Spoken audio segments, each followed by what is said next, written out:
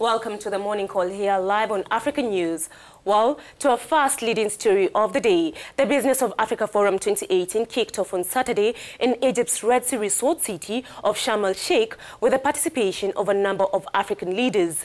This year's event featured 3 programs, events focusing on issues such as infrastructure, finance and energy, a Young Entrepreneurs Day, and a high-powered meeting of influential African women who discussed women empowering Africa. The forum, now in its 3rd year, provides a great platform for business owners to nurture new partnerships and meet investors. And Egypt has been multiplying its actions over the past few years to strengthen its economic relations in Africa.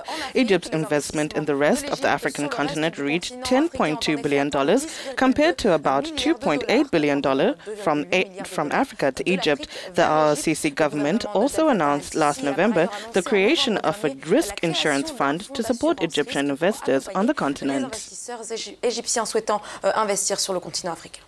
Well, we're now joined online from Sharm El-Sheikh with our very own presenter and journalist, Jerry Bambi. Hello, Jerry, and happy belated birthday. Thank you very much. Thank you, and I'm glad to be with you this morning on the show from Sharm El-Sheikh. Okay. Well, to our very first question, Jerry, you've been covering the Africa 2018 conference. Could you tell us about the conference? Oh, yes, indeed. I'm at the Africa 2018 conference here in Sharm El-Sheikh. We've got over 1,000 people. In fact, some of the figures touted as being 2,000, nearly 2,000 people who came to discuss on a range of issues centered on trade and investment of the continent. The theme is bold leadership and collective commitment, advancing intra-African investment. So there were about 9 heads of state expected so far. I've seen 3 heads of state here. And also industrialists taking part in this forum. We have policymakers. The forum also hosted the largest exhibition of African investment promotion agencies. And yeah, it has actually lived up to its billing in terms of size and in terms of attendance. Jerry, it's a pleasure to have you on the ground and to see you, and it looks really good on you. Ça vous va très bien d'être sur le terrain. So, Jerry, it's great to have you here. So, the Africa conference had a lot of discussions on the issue of inter-African trade. A continental free trade agreement launched this year. But in the end, few states have adopted this agreement. What have you made out of this? Absolutely. The Continental Free Trade Area after was arguably the biggest continental event that took place this year. So what has been said here is that indeed for this to work, it would require much more than policy. Around the 44 countries signed to this agreement to establish this free trade area when it was launched. But so far, we've had just 13 countries, ratify this agreement. Now, there are people who think that there are about 21 countries, but at the conference, it was clear there was just 13 countries that have so far ratified this. So business leaders here spoke about how ratification of this agreement needs to be sped up. In fact, I did speak with a number of huge business owners, and they all seem to share the view that intra-Africa trade will grow if tariffs are fully eliminated to allow for the complete movement of goods. And this is what the agreement in the first place aims to achieve. Anan.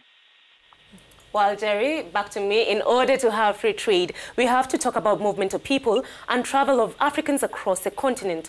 Does this come to mind, which has not been easy? Please tell us more about on that.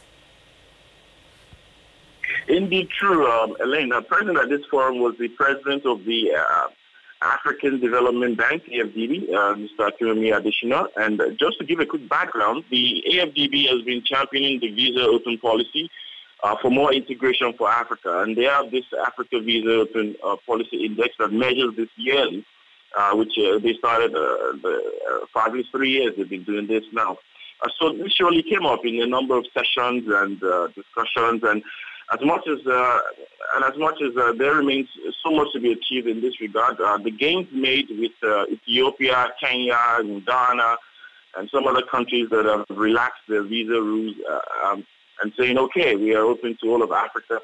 Africans can come in and get visas on arrival. Some of these gains were applauded, and they Many policymakers did advocate for even more countries on the continent to relax their visa rules and to ensure that free movement of people can be achieved, as this will impact trade positively. Just before we wrap up, Jerry, what are some of the other highlights and sidelines that you've noted during the conference?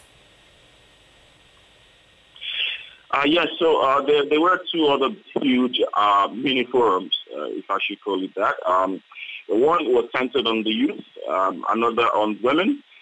There were many robust issues discussed, and I did speak to a number of people, and I will be sharing more on my interesting conversations with them over the course of this week. Well, thank you very much for your insights, Jerry, on this third edition Business of Africa Forum 2018 in Sharm El-Sheikh.